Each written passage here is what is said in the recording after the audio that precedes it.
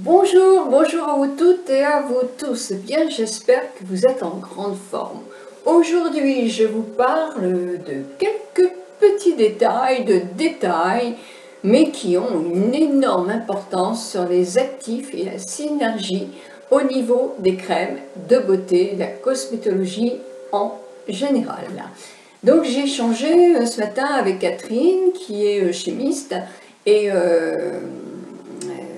qui dirige l'entreprise Nature Efficience, et j'ai appris beaucoup de choses. J'espère que je vais vous les rapporter. La rapporteuse, oui c'est bien ça, rapporter avec le plus clairement possible et d'une façon exacte. Catherine, si je dis une bêtise, surtout il faut me reprendre. Donc, qu'est-ce qu'une synergie? Bon, vous le savez, je suppose, mais bon, je peux quand même vous le redire. Une synergie entre les ingrédients, c'est l'association de deux principes actifs qui se renforcent. Par exemple, on voit sur le blog de Nature Efficience, il y a un exemple dans la philosophie de l'entreprise qui est l'aloe vera a comme principe actif une grande hydratation. Alors si on l'ajoute à une certaine algue, eh bien ça multiplie l'hydratation par XXX. Donc c'est effectivement encore plus efficace. Mais ce n'est pas toutes les algues, c'est une algue spécifique. Et oui, on ne va pas non plus, la recherche ne va pas nous donner toutes ces petites indications. Mais donc cette algue est une algue spécifique. Et puis en plus, il n'y a pas que ça aussi, il faut la doser. Et oui, c'est comme en cuisine. Si vous faites un plat, n'importe quoi, et que vous le salez trop, ou vous mettez trop de fines herbes ou d'herbes de Provence, eh bien, voilà, c'est pas bon. Bon, c'est pareil dans la chimie de la cosmétologie, sauf que si un plat est trop dosé en sel, en poivre, en je sais pas trop quoi, paprika ou autre chose, on le jette.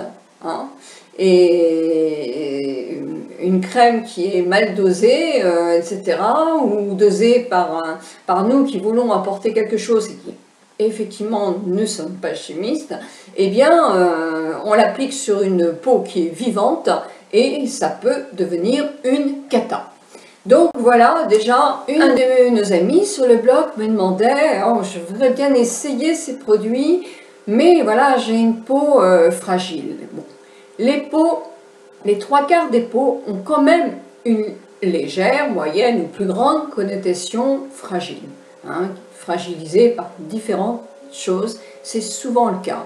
Je vous assure que c'est très rare de voir une peau qui ne réagit jamais à rien du tout. Une peau vraiment costaud, il n'y en a pas beaucoup. Souvent, les peaux sont quand même sensibles ou fragiles, c'est comme vous voulez. Les peaux réactives à certains produits, oui, ça existe, et en plus, ça peut arriver à tout le monde. Et puis des peaux hyper fragiles, même si vous la touchez comme ça, elle fait une réaction, à la limite, vous mettez de l'eau, elle va réagir. Et bien malheureusement, c'est vrai que là, il n'y a pas grand-chose à faire, ça c'est sûr. Mais ces produits, donc Nature Efficience, outre leur efficacité, est formulée vraiment pour les peaux sensibles. Donc voilà ce que m'a dit Catherine. Alors souvent, justement, je parlais aussi parce que je lui ai posé des questions. Moi, le rétinol, c'est quelque chose qui m'a toujours fait fuir. Le rétinol. J'ai tellement vu dans mon institut des personnes qui employaient du rétinol et qui avaient, pas sur le moment, quelquefois on ne le supporte pas tout de suite, mais quelquefois c'est par la suite. Et vraiment de gros problèmes de peau, des peaux hyper abîmées. Et je lui posais une question sur le rétinol. Vous en avez du rétinol dans des crèmes chez Vichy, La Roche-Posay, moi je vais en oublier, mais bon, vous le savez aussi bien que moi, il y a aussi. Et c'est un actif anti-âge, le rétinol. C'est quelque chose qui a comme but de retensifier une peau, donc après la ménopause. Et le rétinol qui serait un bon actif, mais qui est quelque chose de hyper sensibilisant, hyper agressif, est remplacé par un autre actif dans les produits qui fait le même travail, mais qui est effectivement naturel et en synergie avec un autre produit. Alors, j'ai pris des notes parce que c'est vrai que je ne l'ai pas appris par cœur. Ben voilà, moi je n'apprends pas par cœur. Si j'apprends par cœur, de toute façon je me souviens plus. Alors lorsque j'ai fait, moi, mon école d'esthétique, donc il y a... Oh là là, il y a tellement longtemps, bientôt un demi-siècle, non quand même pas, j'exagère, mais enfin il y a très très longtemps, on avait tendance à nous dire que les produits ne traversaient pas l'épiderme, restaient en surface de la peau et ne passaient pas cette barrière, on va dire. Moi, je doutais un petit peu de ça, et puis au fil de ma carrière, quand même, dans les premières années, j'en ai vraiment douté, parce que je me disais, bah, si les crèmes ne passent pas, d'abord ça se sent quand on met une crème, quand vous mettez un fond de teint, il est conçu pour rester sur la peau, et il reste sur la peau. Hein. Bon, évidemment, il y a quelques cas de déshydratation, parce que vous allez me dire, oui, mais moi, ça fait des... Bah oui, quand on a la peau très déshydratée, c'est vrai que vous mettez n'importe quoi, toc, toc, toc, elle absorbe. Mais en général, quand on met un maquillage, le maquillage, il tient sur la peau, il ne rentre pas dedans. Donc, une crème, quand vous l'appliquez, elle, par contre, oui, on sent quand même que... elle ne reste pas en surface. Hein.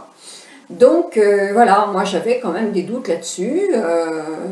Quand j'ai donné des cours d'esthétique, parce que j'en ai donné aussi dans certaines écoles, eh bien, j'avais plus du tout ce genre de discours, ce qui faisait effectivement deux écoles, parce qu'il y avait plein de gens qui n'étaient pas du tout d'accord avec moi.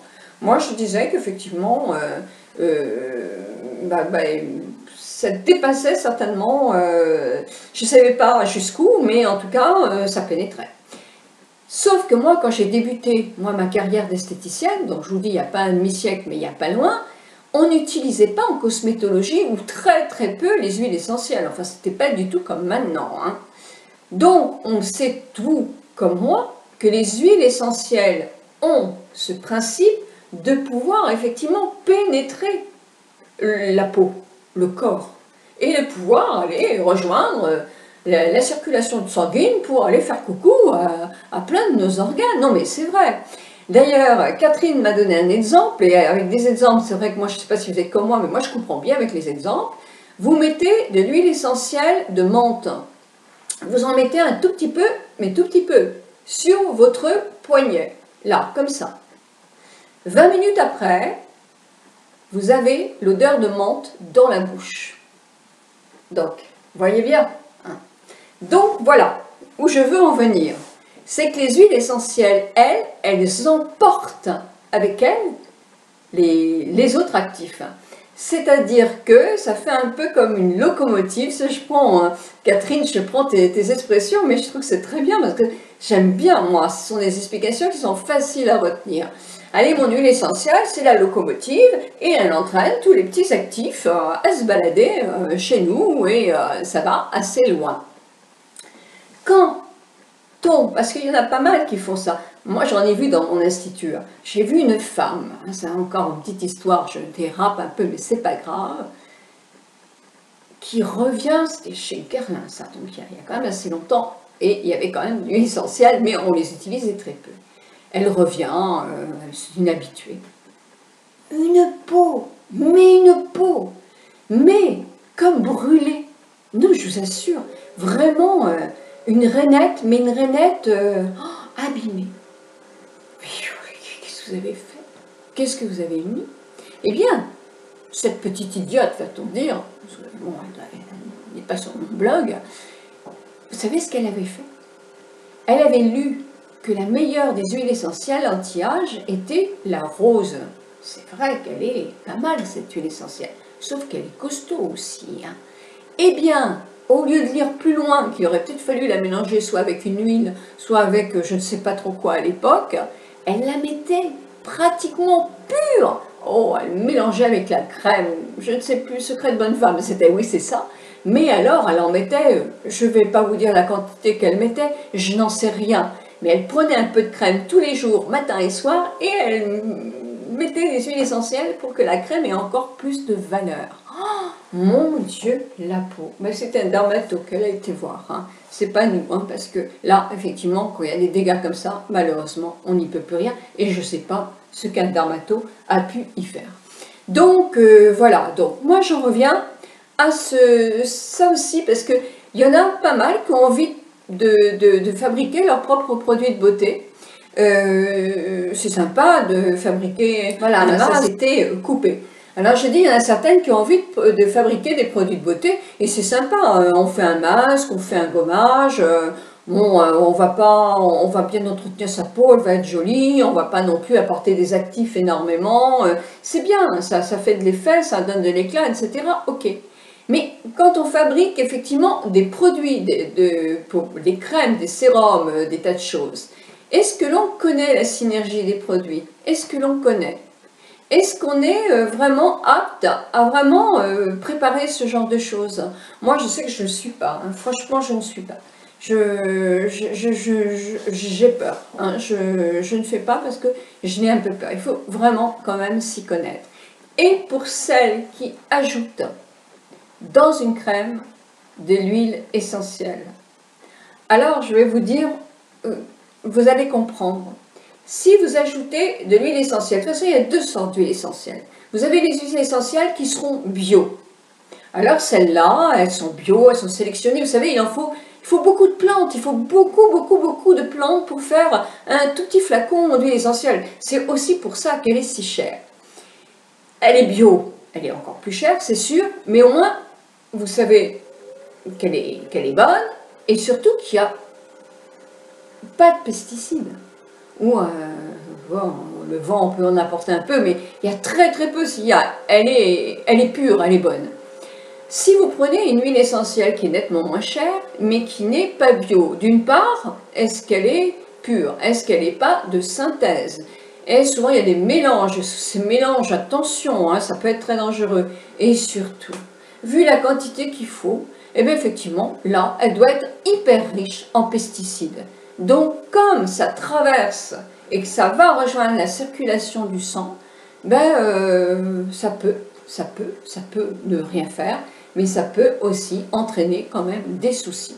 Donc, pour le fait de mélanger un petit peu d'huile essentielle, je suis tellement passionnée, je ne regarde même plus mon papier. Hein. Ah donc, vous prenez une crème bio, vous décidez de rajouter une goutte d'huile essentielle. Là, vous aurez peut-être un petit problème de synergie. Comment est composée votre crème, quels sont les actifs, etc. Qu'est-ce que vous lui rajoutez? Est-ce que c'est en synergie avec ce qu'elle a déjà? Donc ça va être le problème. Voilà. Mais bon, ça va peut-être faire dans ce cas-là une petite réaction, pas du tout. Vous allez être content, vous allez être pas content, vous allez voir qu'il y a de l'amélioration, vous allez voir qu'il n'y en a pas, peu importe. Mais en tout cas, vous ne mettez pas votre organisme ni votre peau en danger. Mais si vous rajoutez des huiles essentielles sur une crème qui n'est pas bio, qui a donc de la pétrochimie, des ingrédients avec des pesticides, bon, enfin, donc une crème pas bio, et bien là, qu'est-ce que vous allez faire? Eh bien, votre huile essentielle, elle va faire la petite locomotive, c'est-à-dire qu'elle va vous entraîner tout ce qui est vraiment moins bon, qui si ça reste là, ça ne va pas faire trop de dégâts. Moi, vous me connaissez, je n'étais pas forcément attirée vraiment par le bio, parce que je trouvais que le bio qu'on me proposait n'était pas assez actif sur ma peau. Hein. Bon, je peux changer d'avis aussi, tout en restant raisonnable, parce que je continuerai à me maquiller avec des produits, je continuerai à manger des choses qui ne sont pas forcément... bon, mais si effectivement je peux trouver un produit qui est mieux pour ma peau, qui est bio, bah, je ne suis pas idiote, hein, je le ferai aussi. Donc là, la petite locomotive, elle va entraîner tout ça. Donc ne jamais mettre d'huile essentielle dans un produit qui n'est pas bio. Que ce soit n'importe quoi.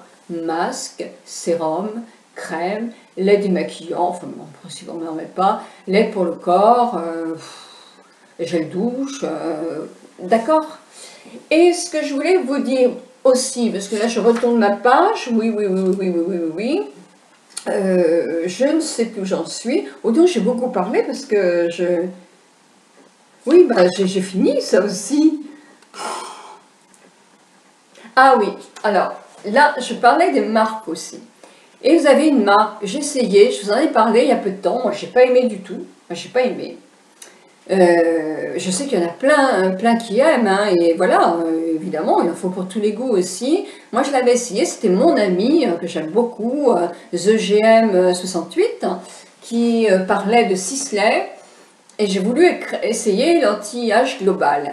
Et les produits Sisley ne sont pas des produits bio, mais sont très concentrés en huiles essentielles, qui ne sont pas bio.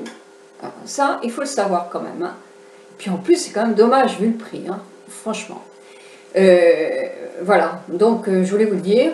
Et il y a quand même une autre marque aussi qui est très concentrée en huiles essentielles, qui ne sont pas bio non plus. Donc c'est Decléor. Donc je préfère le dire quand même parce que c'est aussi important. Et vous voyez, Decléor, je n'en parle pas souvent, je vous en ai même, je crois, jamais parlé.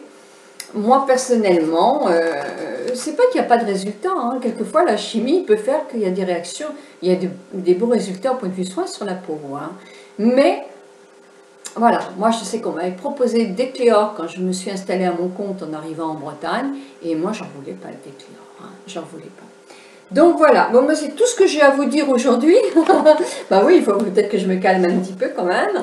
Je vous propose d'aller rejoindre le blog où la troisième question du concours de la semaine avec nature, efficience est posée. Et voilà, donc c'était ce que je voulais vous dire. Je vous retrouve demain, bien sûr, pour une autre vidéo. Voilà. Je vous ai dit que c'était plus axé sur les soins de beauté cette semaine. Les maquillages, on y viendra, mais la semaine prochaine, parce que là, c'est bien de dire des choses qui sont quand même... tout le monde ne sera pas d'accord, hein, mais c'est normal, on a le droit de s'exprimer. Mais je pense que c'est important. Moi, en tout cas, c'est vraiment ce que je pense, vraiment. Et voilà, c'est important de le dire. On oublie certaines choses. Hein. Et puis moi je suis la première. Alors la première, je veux dire franchement, moi j'ai un fils qui a eu un master en écologie, qui s'occupe de tout ce qui est les richesses de... Enfin non, les richesses de la mer avant c'était au début. Maintenant, enfin bon, je ne vais pas parler de ma vie quand même. Mais c'est quelqu'un qui est branché là-dessus. Et en plus, il est avec... ma petite belle-fille est ingénieure aussi, comme ça, et ils sont vraiment axés, mais c'est pas le Moyen-Âge, comme ils disent. On ne reviendra pas en arrière, maman, qui me disent, mais il ne faut pas exagérer, il faut réussir à être raisonné et raisonnable. Et oui, c'est ça. Moi, c'est ça qui est bête aussi. L'écologie à tout craindre, comme pour toujours, pour revenir en arrière et faire, mais non, on a eu des progrès, ces progrès c'est bien, parce qu'on vit mieux, etc. On ne reviendra pas en arrière, sauf qu'on peut alléger certaines choses, que peut-être que justement dans d'autres domaines, mais moi le domaine où je suis un peu plus compétente, c'est effectivement la cosmétologie, eh bien si on peut l'alléger, eh bien c'est encore mieux. Si on peut avoir autant ou plus de résultats, c'est bien, hein, c'est important. Et moi, c'est vrai que je ne connais pour l'instant que la crème pour le tour des yeux, et je vous assure vraiment qu'elle est bien. Voilà, donc je vous retrouve demain. Je vous embrasse toutes et tous très fort.